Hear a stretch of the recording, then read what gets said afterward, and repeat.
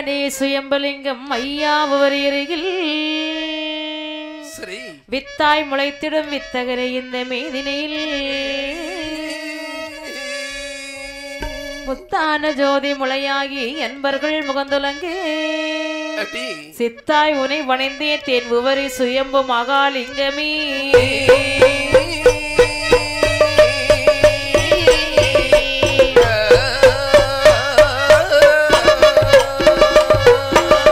ஆனைமான் முகத்தோ நீ அரனோடைய புத்திரனே அரனோடைய புத்திரனே ஆனைமான் வயிற்றோ நீ விநாயகா அன்னை பார்வதியால் இந்தெடுத்த பாலகா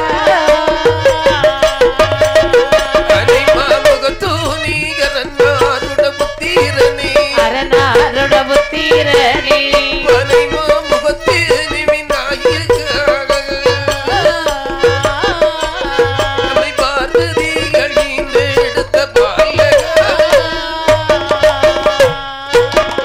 சோலை மாமை முருகா செந்தூர் வடிவேல் முருகா செந்தூர் வடிவேல்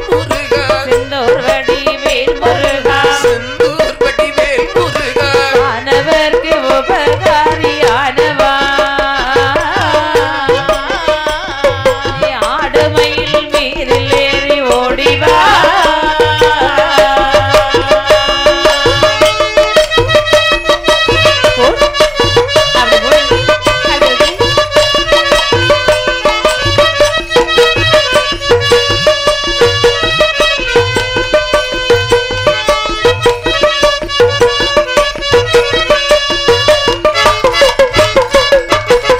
பால சரஸ்வதி அம்மா வந்து என்னிடம் குடிகொள்ளம்மா ஆத்தா வந்து குடிகொள்ளம்மா காலை மாலை ஒன்னை தொழுதீனம்மா உன் கதைக்கு துணையாக வந்து நில்லம்மா சரஸ்வதி அம்மா வந்து என்னிடம் குடிகொள்ளம்மா அம்மா வந்து குடிகொள்ளம்மா மாலை உன்னை தொழுதேனம்மா இந்த கதைக்கு துணையாக வந்து நில்லம்மா உருது உரு முன்பு வள்ளி உகர்ந்தடியின் பாடுதற்கே உகர்ந்து அடியின் பாடுதற்கே சீருடனே நீ எனக்கு துணையம்மா சிந்திதனில் வந்து குட்டி கொள்ளம்மா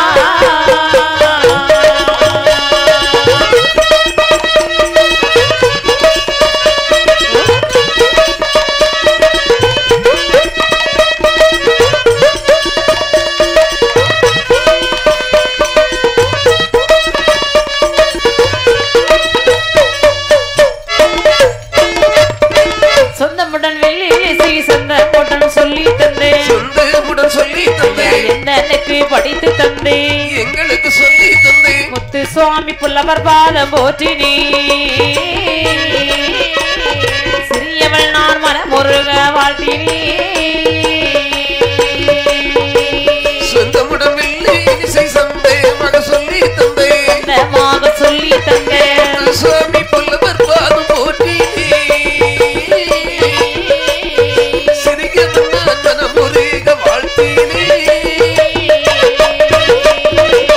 வாழ்த்தினமில் கருவை போற்றினோ சபைதனிலே சபைதனிலே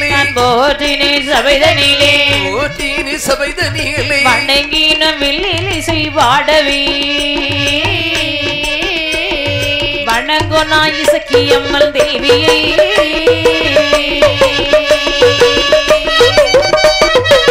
அப்படி போடும்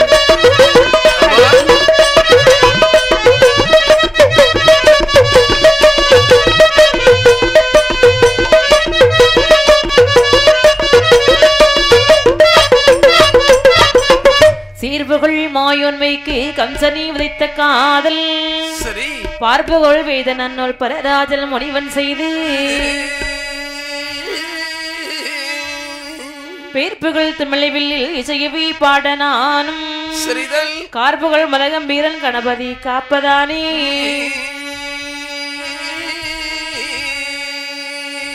சீர்பிரிவு ஸ்ரீகிருஷ்ணர் திருவிளையாடல் சரி காரணமாக எங்கும் கஞ்சந்தன் கதையாய் கூறு பார்ப்புகள் வீத நன்னூல் பரராஜல் முனிவன் செய்து தாரணி திடக்கையவ தந்தி முகவன் காப்பதானே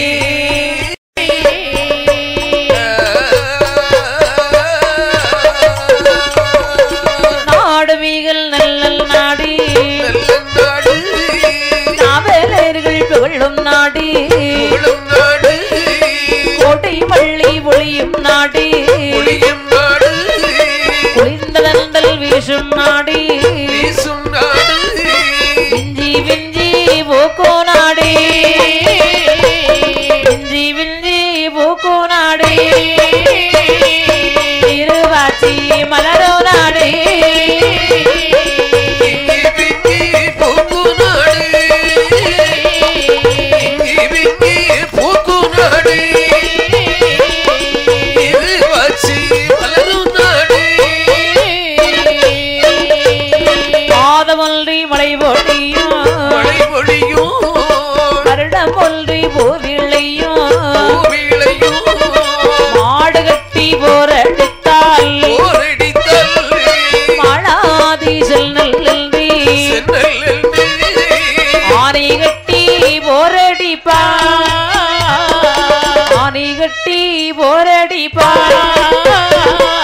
அழகுடைய சம்சாரிகள்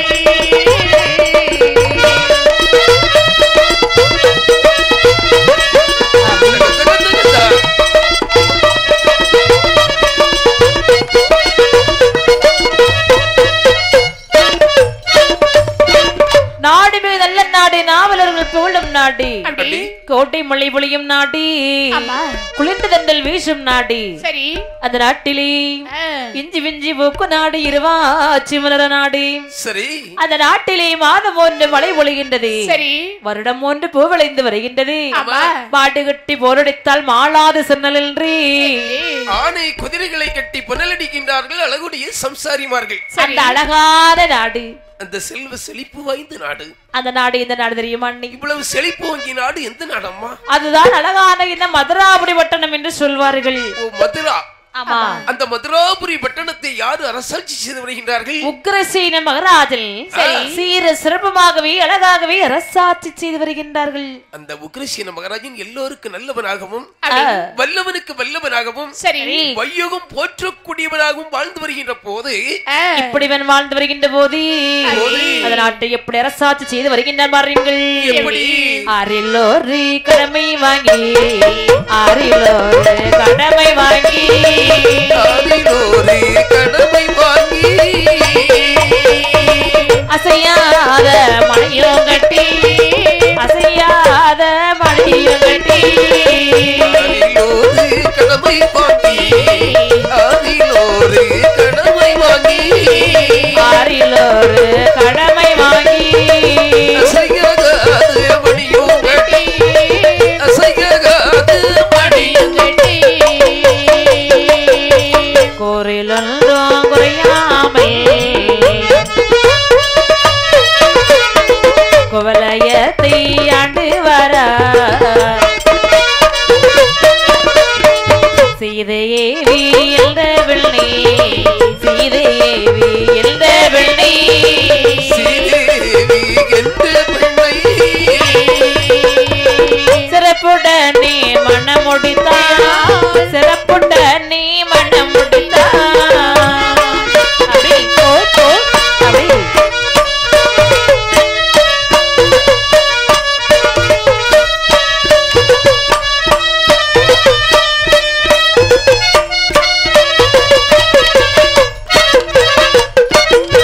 இப்படியாக இந்த மன்னதாரவள் சரி ஆறில் ஒரு கடமை வாங்கி அசையாத மணியும் கட்டி கூறில் ஒன்றும் குறையாமல் குவலயத்தை அழகாகவே அரசாட்சி செய்து வருகின்றார்கள். இப்படி அருமையாகவே புக்கரசீன மகாராஜன் ஆட்சி செய்து வருகின்ற போது பார்த்தார்கள் உற்றார் உரமுறையார் அனைவரும் என்ன நினைத்தார்கள்? அதாவது இந்த மன்னனானவள் தன்னந்தனியாக நின்று ஆட்சி செய்து வருகின்றானே, இவருக்கு ஒரு வாழ்க்கை துணை நாமல் தேர்ந்தெடுக்க வேண்டும். அதனாலதான் பெரியவங்க சொல்லுவாங்க, அதாவது இந்த உலகத்துல நொண்டியாக இருக்கலாம், ஒண்டியாக இருக்க கூடாது, கூடவே கூடாது. அண்ணி இல்லறம் என்று சொன்னால் அது நல்லறமாக அமைய வேண்டுமே, ஆனால் ஒரு திருமணத்தை செய்ய வேண்டும். கண்டிப்பா திருமணம் செய்தாதான் அந்த வாழ்க்கையில நாலு நல்லது கெட்டது தெரியும். ஆமா, உக்ரைசீன மகாராஜன் தனிமையாக இருக்கிறார், இவர் பக்கத்துல ஒரு பெண் இருக்குன்னு சொன்னா ஜோடி பொருத்தத்தை பார்க்கும் போது பார்ப்பதற்கு எப்படி அருமையா இருக்கும்ல, இந்த சபையே நிறைந்தது போல் இருக்கும். ஆமா, அதனால உக்கிரபானு என்கிற ஒரு பெண்ணை அருமையாகவே பெண் பேசினார்கள். உக்ரைசீன மகாராஜன் உக்கிரபானு பேரபடி நல்லா இருக்கண்ணே, நம்ம சாட்டா திருத்தேவினி கூப்பிடலாம் அப்படி என்று அருமையாக பெயர் நம்ம சொட்டின பெண்ணை திருமணத்தை முடித்து 2 பேரும் அருமையாக வாழ்ந்து வருகின்றார்கள். சரி, அப்படி இவர்கள் வாழ்ந்து வரக்கூடிய நாளையிலே சீதேவியின் கொடியானவள் அழகாகவே கர்ப்பமாகவே இருக்கின்றாள். 10 மாதம் திகழ்ந்து அழகான ஒரு ஆண் குழந்தை, அப்படி ஆண் குழந்தை எடுத்தாள். சரி, அப்படி ஈட்டெடுத்தவுடனே பார்த்தார்கள் இந்த உக்ரசீன மகாராஜன் இவங்களுக்கு வெகு காலங்களுக்கு பிறகுதான் ஒரு ஆண் குழந்தை பிறந்தது. சரி, நினைக்கிறான் உக்ரசீன மகாராஜன் என்ன வெகு காலங்களுக்கு பிறகு ஒரு ஆண் குழந்தை பிறந்திருக்கின்றது. அதாவது இந்த காலத்துல இருந்தாலும் சரிதான், அந்த காலமாக இருந்தாலும் சரிதான். சரிதான், ஒரு வீட்டுல ஒரு குழந்தை பிறந்தால் அந்த குழந்தையினுடைய ராசி பலனை பார்ப்பது வழக்கம். கண்டிப்பாக இது மன்னர் பரம்பரை அல்லவா?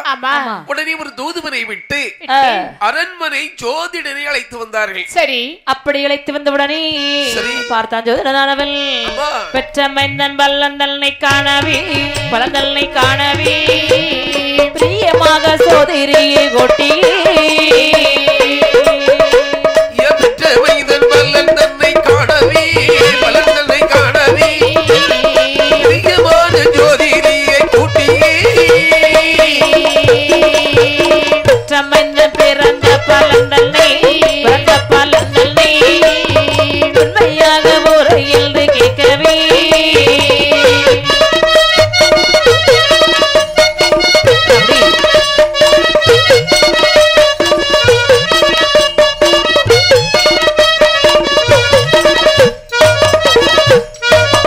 அன்று சோதரி பூமி மேலுகி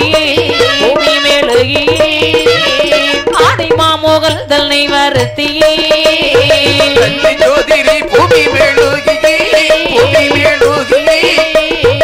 ஆதி மாமோகல் தன்னை நிறுத்தியே இப்படியாகவே சரி அழகாக இப்படிப்பட்ட ஒரு புகழ் பெரிய ஜோதிடரை அழைத்து வந்தார்கள் அரண்மனைக்குள். ஐயா ஜோதிடரை வணக்கம். வணக்கம் வணக்கம் ஐயா.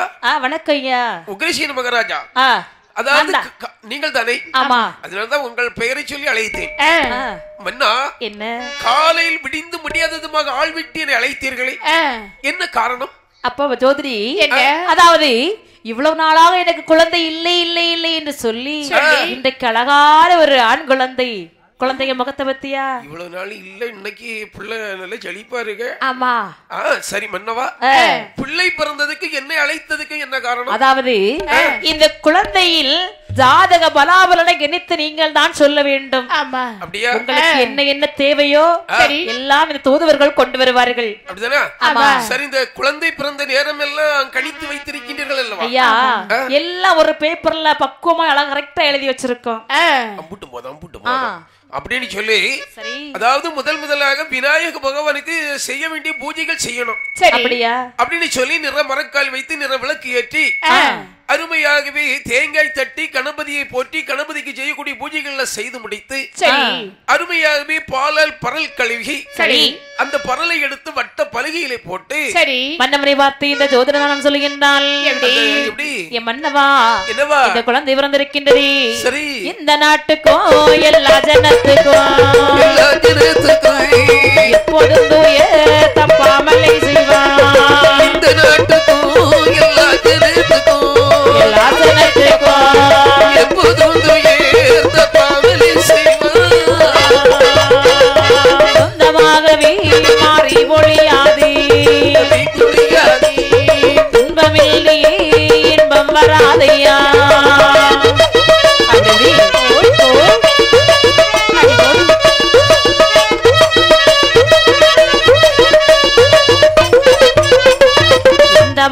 இருந்தாலும் ஆகாது இருந்தாலும் ஆகாது இன்றைக்கு வதை செய்வது நல்லையா இன்றைக்கு வதை செய்வது நந்தையா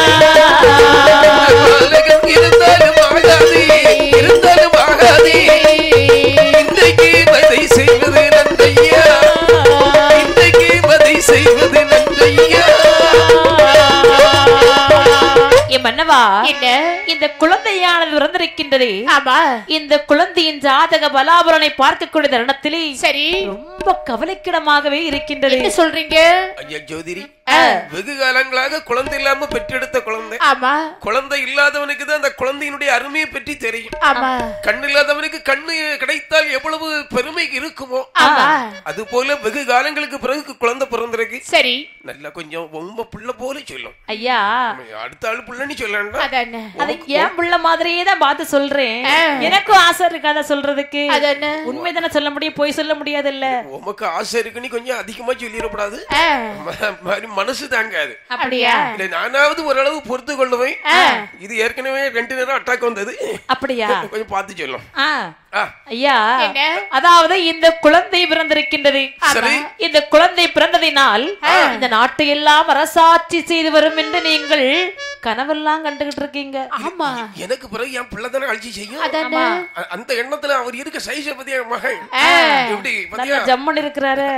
அந்த எண்ணத்துலதான் இருக்கேன். ஐயா இந்த குழந்தையானது பிறந்திருக்கின்றது.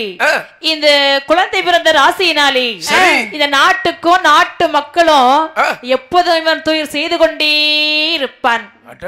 இந்த நாட்டிலே மாறி மழை என்பதே பொழியாது.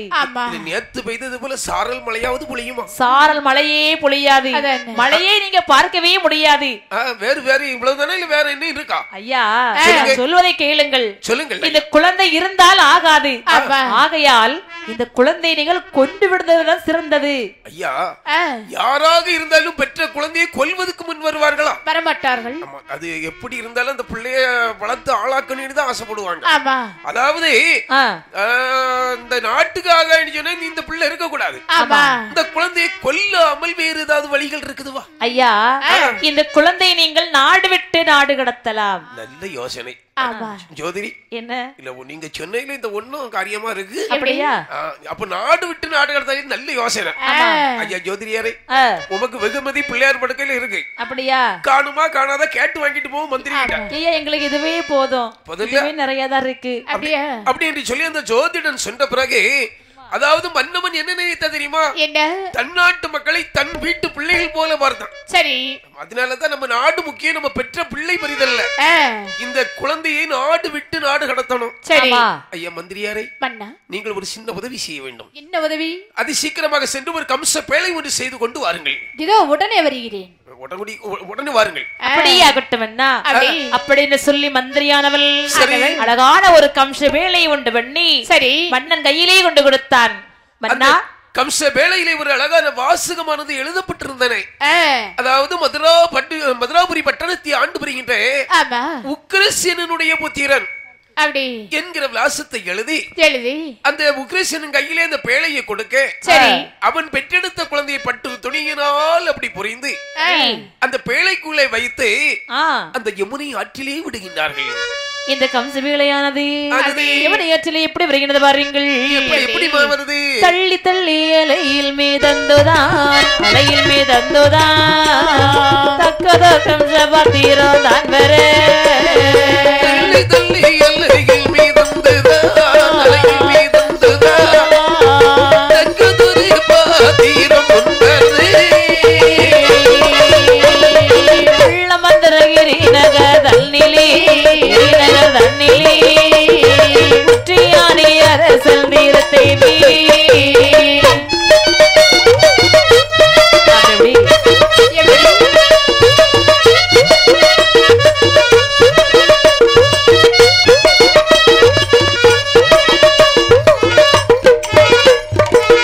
பெண்கள் வீட்டை சூழவி வந்தே சூழவி வந்தே சொந்தமில் சிலம்பு புலம்பிட சொந்தமில் சிலம்பு புலம்பிட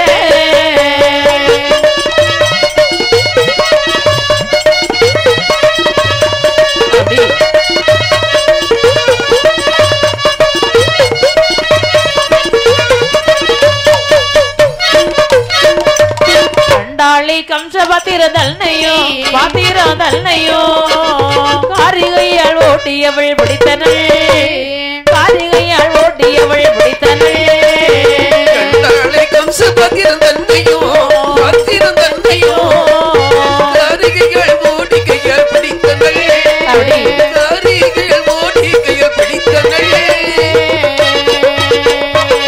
அழகாகவே இந்த வெட்டகமானது அப்படி தண்ணீரிலே மிதந்து மிதந்து சரி எந்த நாட்டை நோக்கி வருகிறது என்று பாருங்கள். இந்த நாடு மந்திரமாகிரி பட்டணத்தை நோக்கி வந்து கொண்டே இருக்கின்றது.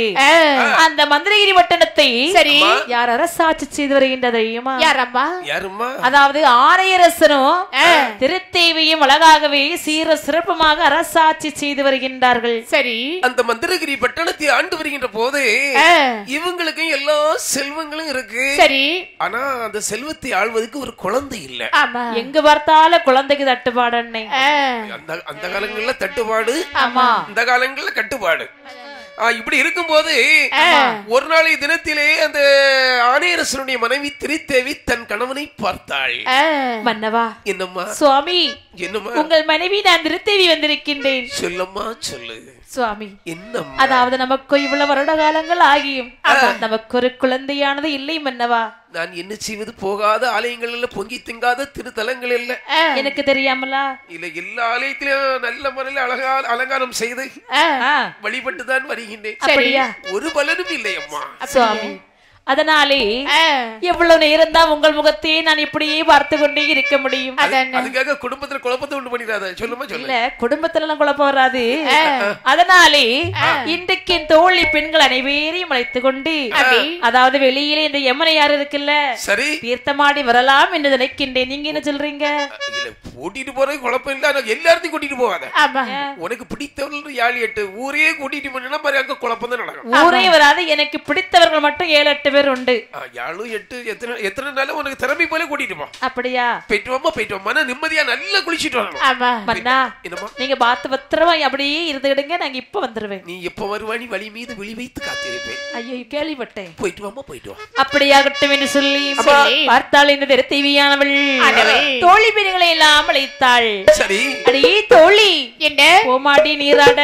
எங்க போகணும்? யமுனை ஆற்றுல நீராட போவோம். நீங்க தான் அரண்மனையில குளிக்கக்கூடிய ஆளாயாச்சு, அதானே? என்ன வாரீங்க? அதாவது அரண்மனையில குளிச்சு குளிச்சு ஒரே போர் அடிக்குது. அப்படியா? நேரமே போகல. சரி எவ்வளவு நேரம் தான் புருஷ முகத்தையே பார்த்துக்கிட்டு இருக்க முடியும்? அதானே வீட்டுக்குள்ளேயே அந்த மனுஷன் இருக்கிறாரு. அதனாலே வெளியே போகலாம் என்று நினைக்கின்றேன். நீ வர்றியாடி? வாரேன். நீ கூப்பிட்ட பிறகு நாங்க மாட்டேன்னு சொல்லுவோமா? அதானே. ஆமா, உன் தோல் மணி மாலை வருவாளா? கேட்டு பாரு. நான் வந்தா அவ வருவா. அப்படியே அகட்டும் என்று சொல்லி தோழி பெண்களை எல்லாம் வருகின்றார்கள். யமுனை ஆற்றில் வந்து நீராடி கொண்டிருக்கின்றார்கள். சரி பார்த்தால் திருத்தேவி, அடியே தோழிமார்களே, எவ்வளவு நேரம் இப்படி சும்மாவே நாம நீராட முடியும்? ஏதாவது ஒரு விளையாட்டு விளையாடினால் என்ன? எனக்கு அப்பவே ஒரு யோசனை இருந்தது. எப்படி? ஒரு யோசனை தான் இருக்குமே தவிர வாயாளர் சொல்ல மாட்டேன். இல்ல, தண்ணியில இருந்தா ஏதாவது ஒரு விளையாட்டு விளையாடணும். அப்படியா? தண்ணியில இருந்து விளையாடுறது தொட்டு தொட்டு விளையாடுனா நல்லா இருக்கும். உனக்கு தான் தண்ணியில இருக்கு ரொம்ப பிடிக்குமே. தண்ணியில விளையாடுறது அப்படித்தானே, தொட்டு தொட்டு விளையாடுறது நல்லா இருக்கும். ஆமா, தொட்டு தொட்டு விளையாடுனா இதுல நல்லா இருக்காதடி. அப்படியா? ஆமா. அப்படின்னா என்னடி செய்யறது? நீ ஒரு விளையாட்டு சொல்லு பாப்பாக்கா. தண்ணிக்குள்ள முங்கியே இருந்து விளையாடுவோமா? முங்கியா? ஆமா. நான் ஒரு விளையாட்டு சொல்லட்டுமா? நான் கரையில நிப்பேன், நீ தண்ணிக்குள்ள முங்கியே இருக்கணும். ஆமா, 100 வரைக்கும் எண்ணெயும் வெளியே வரக்கூடாது. அதுக்கப்புறம் 108க்கு போன போட்டு தூக்கிட்டு போலாம். ஆமா. என்ன இப்படி இல்ல, இந்த பெண்கள் எல்லாம் பேசிக்கொண்டிருக்கக்கூடிய வேளையில சரி அந்த திருத்தேவியானவள் அப்படி வெகு தூரத்தை எட்டி பார்த்தாள். ஒரு அழகான பேழையானது அசைந்து அசைந்து வருவதை கண்ணிலே கண்டாள்.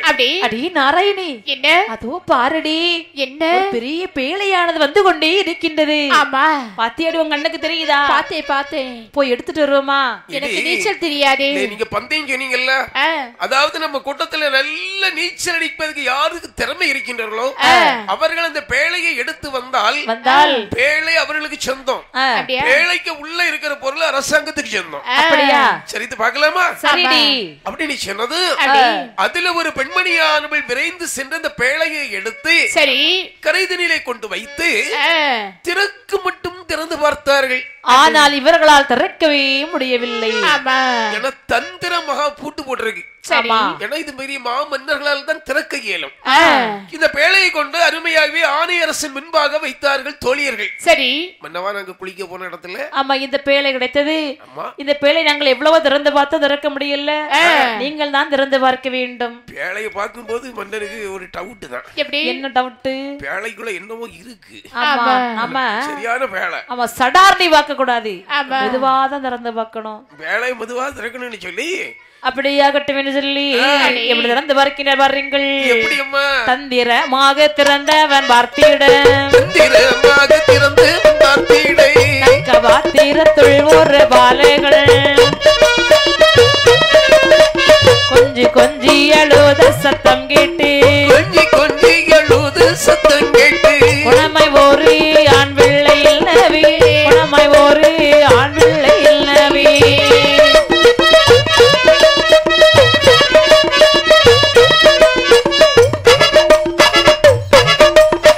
பஞ்சமில்லாத ஆணையரசனோ, பஞ்சமில்லாத ஆணையரசனை, மைந்தனை இழுக்க பாத்திரதல் நீலி,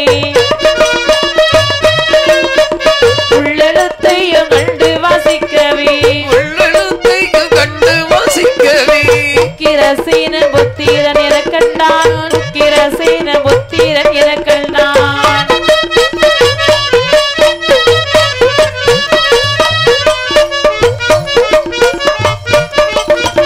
பார்த்தால் மன்னனானவள் அப்படி அழகாகவே தந்திரமாகவே திறந்து பார்த்து கொண்டிருக்கின்றார். அப்படி பார்க்கக்கூடிய வேளையிலே சரி அழகான ஒரு ஆண் குழந்தையானது அந்த கம்ச பேழையிலே அப்படி கொஞ்சி கொஞ்சி அழுது கொண்டே இருக்கின்றது. அப்படி கொஞ்சி கொஞ்சி அழுத சத்தத்தை காதிலே கேட்டதை பார்த்தால் திருத்தேவி குணமாய் ஒரு ஆண் பிள்ளை என்று வாரி கையிலெடுத்து வலது கண்ண முற்றமிட்டாள். அப்படி ஏந்தி கையிலெடுத்தால் இடது கண்ண முற்றமிட்டாள்.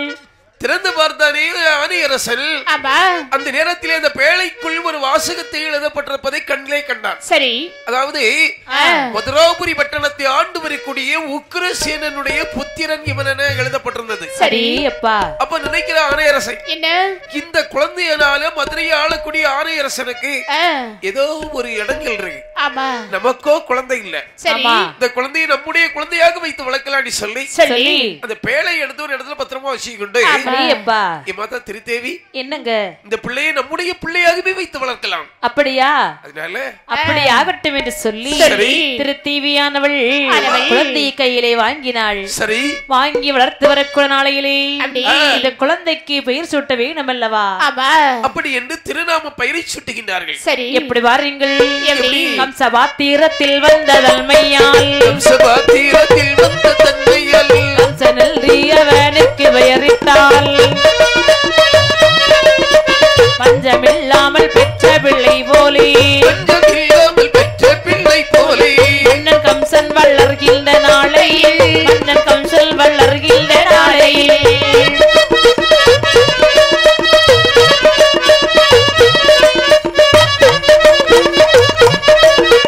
இப்படியாக சரி கம்சபாத்திரத்தில் வந்த தன்மையால் அழகாக அந்த குழந்தைக்கு அப்படி கம்சன் என்று சொல்லி அழகாக திருநாம பெயர் சுட்டுகின்றார்கள். பெயரை பார்த்தீங்களா? இப்படி அதாவது கம்சராஜன். அதாவது அந்த காலங்களில் சொல்லுவாங்க. என்ன சொல்றாங்க? அதாவது பெயர், அழகு, இன்பம், பிணி, மூப்பு, சாக்காடு இவை யாரும் கருவில் அமைந்தபடி என்று சொல்வார்கள். இந்த குழந்தைக்கு அருமையாகவே கம்சராஜன் என்ற திருநாம பெயரை சுட்டி இந்த குழந்தை எடுத்து எப்படி வளர்த்து வருகின்ற பாருங்கள். எப்படி நாளும் ஒரு நல்ல மேனியுமா, பொழுதும் ஒரு நல்ல வண்ணமுமாய், வளரும் பிறை நல்ல சந்திரனை போல் வளர்ந்து வாராங்க கம்சராஜன், சந்திரனை போல்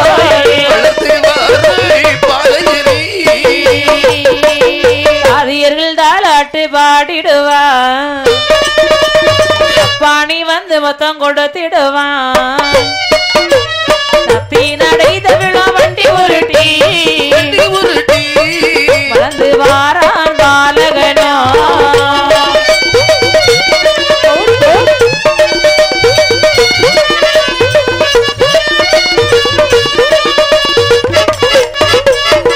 இப்படியாக குழந்தை எடுத்த வளர்த்தார்கள். சரி. நாளொரு மீனியும் பொழுதொரு வண்ணமாகவே வளர்த்து வருகின்றார்கள். ஆமா. 1 வயது 2 ஆகி 1ஆன வயதிலே முடியிறக்கி காலுகுத்துகின்றார்கள். சரி. 4ஆன வயதிலே நடைபிடித்து விளையாடுகின்றது. 5ஆன வயதிலே ஆடை கட்டத்தான் படித்தான் பாலகனானவன். 6 வயது வருகின்ற போது தாயும் தகப்பனும் நினைத்தார்கள். என்ன நினைத்தால் நிறத்தேவையானவள் என்ன நினைக்கிறா? அதாவது நம்முடைய குழந்தைக்கோ சரி 5 முடிஞ்சு 6 வயசு பிறந்துச்சு. ஆமா. 6ஆன வயசுல என்ன செய்யணும்? குழந்தைக்கு நாமல் கல்வி கண்ணை திறக்க வேண்டும். 6 வயசுக்கு அப்புறம் எத்தனை பேர் வந்து கல்வி கண்ண திறப்பாங்க? அண்ணே, அதாவது இந்த குழந்தை நாமல் சரி குருகுலத்திற்கு அனுப்ப வேண்டும். ஆமா. ஏன்னா அதாவது இந்த கல்வியினுடைய பெருமை என்ன தெரியுமா? என்ன? வெள்ளத்தால் அழியாது, சரி தணலால் வேகாது, கொள்ளை என்பது போகாது, கொடுத்தாலும் குறையாது, கல்வருக்கும் பயமில்லையா கல்வி. ஆமா. எண்ணென்ப ஏன எழுத்தென்ப இவ்விரண்டு கண்ணென்ப சரி என்று வள்ளுவனின் சொல்லுக்கிணங்க இந்த உலகத்திலே மேலான செல்வம் கல்வி. ஆமா. அப்படி என்று சொல்லி தன்னுடைய மகனை அருகலைத்தாள். அப்படி அருகலைத்தாள். என் மகனே கம்சராஜா, அம்மா எங்க அம்மா பக்கத்துல வாடா. என்னம்மா உனக்கு வயசு எத்தனை ஆகுது? வயசு இப்பதான் 6 வயசு ஆச்சு. 6 வயசு ஆயிட்டுல்ல. இனிமேல் நீ எங்க செல்ல வேண்டும் தெரியுமா? எங்கம்மா போகணும்? அதாவது குருகுலத்திற்கு போக வேண்டும். சென்று வருவாயாடா? அங்க யாரெல்லாம் இருப்பாங்க? அங்க யார் குருதேவர் இருப்பாரு. சரி. உன்னை போன்ற பசங்க நிறைய பேர் இருப்பாங்கடா. அப்ப கண்டிப்பா போகணும். எங்க? குருகுலம். போயிட்டு வாடா. ஆமா, எல்லாருக்கும் போகணும். அப்படி நீ சொன்ன உடனே அருமையாகவே ஓடோடி சென்று பாலகன் பள்ளியிலே சென்று அப்படி குருகுலத்திலே வந்து விடுகின்றார்கள். சரி. ஐயா குருதேவரே, வணக்கம் வணக்கம் வணக்கம். நான் தான் யார் தெரியுமா? யாரு? ஆணையரச மன்னன். நீங்க ஆணையரசனா? பார்த்தா அப்படி தெரியவில்லை, பானையரசன் போல அல்லவா தெரிகின்றது. உங்களுக்கு அப்படிதான் தெரியும் என்ன பார்த்தா. ஆணையரசா என்ன இல்ல, என்ன காரியமாக நீங்கள் வந்தீர்கள்? அதாவது என்னுடைய பிள்ளை நீங்க பாத்தீங்களா? அதுவா பிள்ளை? ஆமா. பரவாயில்லையே. என் பிள்ளை பேர் என்ன தெரியுமா? இப்பதான் ஆணையரசனுக்கு பொருத்தமான பிள்ளை. நான் பானையரசன் நினைச்சிட்டு இருந்தேன். ஆனா பரவாயில்ல, கொள்ளலாம். சரி, எப்படி பிள்ளைக்கு ஏதாவது பிள்ளை கொள்ள என்ன விஷயமாக என்னிடத்தில் அழைத்து வந்தீர்கள்? அதாவது என்னுடைய குழந்தைக்கு நீங்கள் கல்விகளை எல்லாம் கற்றுணர்ந்து கொடுக்க வேண்டும். நம்ம வேலையே அதுதானே. கல்வி போதிப்பதில் நம்ம சிறந்த ஆட்கள். உங்களுக்கு எவ்வளவு பணம் தேவைப்பட்டாலும் என்னிடத்துல கேளுங்கள். ஒரு குறை உங்களுக்கு நாங்க வைக்க மாட்டோம். என் நம்பர் தானே அக்கௌண்ட்ல ஏத்தி விட்டுருங்க. சும்மா வந்து அங்கங்க அலைய முடியாது. சரி, அப்படின்னு சொல்லி அருமையாவே அந்த பிள்ளைகளோடு சேர்த்து சரி அந்த குழந்தையும் படிக்க வைத்தார்கள். அப்படி சிறப்பாக படித்து வருவான்னு நினைத்தார்கள். ஆனால் இந்த பாலகனானவள் அவனும் படிக்க மாட்டான், பக்கத்துல இருக்கிறவங்களையும் படிக்க விட மாட்டான். தாய் தகப்ப நினைப்பா நல்லா படிக்கிறான், நம்ம பிள்ளை நல்லா படிக்கணும். அது தலையெழுத்து போலதான் நடக்கும். பிறவி குணத்தை வச்சுக்கிட்டு பேப்படிக்க பார்த்தா கேக்குமா? கேட்காது இல்ல. அது பிறவி குணத்தை காட்டதான் செய்யும். ஏன்னா இவனும் படிக்க மாட்டான், படிக்கிறவனும் படிக்க விட மாட்டான். விடவே மாட்டான். சும்மா இருந்தாலும் இருப்பான், பக்கத்துல இருக்க தொடையில நுள்ளி வச்சிருவான். ஆமா, அடிச்சுக்கிட்டு அடிக்காத மாதிரி பேசாம இருப்பான் உன்னை மாதிரி. இங்க இருந்தாலும் இருப்பான், அவன் கண்ணு எங்கேயாவது இருக்கும். அதனால பார்த்தார் வாத்தியார், எத்தனை நாளோ பார்த்தாரு. ஒரு நாள் பார்த்தாரு, 2 நாள் பார்த்தாரு, ஒரு வாரம் கூட, ஒரு மாசம் கூட பார்த்தாரு. எத்தனை நாள் தான் பார்த்துக்கிட்டே இருப்பாரு. சொல்லி சொல்லி பார்த்தாரு. அவரு மனுஷன் பட்டு திருந்தவான்னு பார்த்தாரு, பட்டாலும் இருந்த மாட்டான். அப்படின்னு சொல்லி ஒரு நாள் கோபம் கொண்டு செல்கின்றார். எப்படி? அடே கம்சராஜா, ஆமா நீ படிக்க வந்தியா விளையாட வந்தியா? ஏன் வாத்தியார், என்ன குழப்பம்? டே கம்சராஜா, ஆற்றிலே வந்த அனாதை பயலே, அனாதை பயலுக்கு இப்படி இருக்குன்னா இந்த ஊரிலே பிறந்து வளர்ந்து வந்த எங்களுக்கு எப்படிடா இருக்கும்? மரியாதை வெளியே போயிரு. அந்த வார்த்தையை கேட்டதே, அனாதைகின்ற வார்த்தையை காதலி கேட்டதும் மனது கவர்ந்தான். இவ்வளவு பிள்ளைங்க முன்னுக்கு நம்மளை அனாதை என்று சொல்லிவிட்டாரே, இனிமேல் ஒருபோதும் இந்த பட்டணத்தில் இருக்கக்கூடாது அப்படின்னு சொல்லி அவன் மனது நொன்று கம்சராஜனானவள் நீங்க வரைக்கும் என்ன தெரியுமா? எப்படி வர்ற பல்பில் இருந்து மறுபதி கம்சன் போய் நானே தாழ்வு வந்து விளைந்ததீனா சரசதன் ஓரதிலே கொண்ட விளாங்க நீ கொண்ட விளாங்க நீ நந்தி தடுமாறி கொண்ட விளாங்க நீ கொண்ட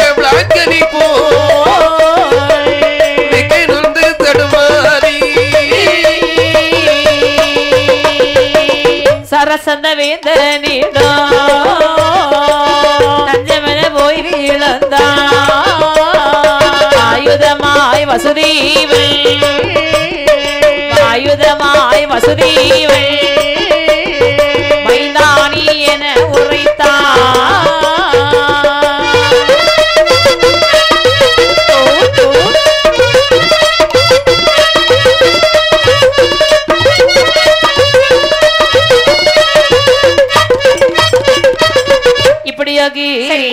இந்த கம்சராஜன் எங்க வருகின்ற தெரியுமா? எப்படி எங்க வர்ற? அந்த ஊரை விட்டு சராசந்த நாட்டிற்கே வருகின்றான். நீ சொன்ன நல்ல மாட்டுக்கு ஒரு சூடு, நல்ல மனிதனுக்கு ஒரு சொல்லுன்னு சொல்லுவாங்க. இனிமேல் அப்பா அம்மா முகத்துல நம்ம முழிக்கலாமா? முழிக்கவே கூடாது. மதியாதார் வாது செல் முடியாது என்று சொல்ல கிழங்கு நமக்கு இப்படி ஒரு நிலை வந்து விட்டது என்று அந்த ஆத்தங்கர பாதையாக நடந்து நடந்து வரும்போது அருமையாவி நடந்து நடந்து எங்க வரான்னு சொன்னா மதக தேசத்திலே வருகின்றான். மதக தேசம். மதக தேசத்தை யார் ஆண்டு வர்றான்னு சொன்னா உக்கிரம் அருமையாவி சராசந்தன் ஆண்டு வருகின்றான். சராசந்தல் அந்த சராசந்தனுடைய நாட்டுல அங்க ஒரு நல்லவர், பெரியவர், வல்லவர், வையகம் போற்ற உள்ளவர். சரி, அது யாருன்னது? அவருதான் வேற யாரு? அண்ணாவி வசுதேவர். வசுதேவர். வசுதேவர் அந்த ஆத்தங்கர பக்கத்துல, அதாவது சராசந்தனுடைய குழந்தைகள் சரி மற்றும் உள்ள பிள்ளைகளுக்கெல்லாம் இந்த வில்வித்தை, வாழ்வித்தை, மல்யுத்தம், அடிமுறை, குடிமுறை எல்லாம் இனிதே கற்றுக் கொடுத்து கொண்டிருக்கின்றார். சரி, இதை பார்த்தா பாத்தீங்களா அந்த கம்சராஜன் சின்ன பிள்ளை இல்ல, ஒரு மரத்தின் அருகாமையில் நின்று இந்த வாத்தியாரி சொல்லி கொடுக்கிறது கூர்ந்து கவனிக்கிறான். அந்த வித்தையெல்லாம் அப்படியே கவனித்துக் கொண்டே இருந்தான். சரி, என்ன வசுதேவர் ஒரு பானத்தை போட்டா அது 10 பானமும் புரிஞ்சு போகுது. மிக மிக அருமையாகவே செட்டில் அடிப்பதிலையும் பார்த்து அப்பா எவ்வளவு அருமையா இந்த வாத்தியார் சொல்லி கொடுக்கிறாரு அப்படின்னு பிரமித்து கொண்டிருந்தான். பாத்தீங்களா? இதை கண்டார் அண்ணாவி வசுதேவர். மரத்தின் அருகாமையில் ஒளிந்திருக்கக்கூடிய பாலகன் அவனை அருகலைத்தார். அப்படி அருகலைத்தார். அப்பா பாலகா, ஐயா. ஆமா குருதேவா, அங்கிருந்தே என்னையே பார்த்து கொண்டிருக்கின்றாயே. ஆமா தெய்வா, என்னை பார்க்கின்றாயா? என்னுடைய பிள்ளைகளை பார்த்து கொண்டிருக்கின்றாயா? நான் கற்றுக் கொடுக்கும் வித்தைகளை பார்த்து கொண்டிருக்கின்றாயா? வேற ஒண்ணு இல்ல குருதேவா,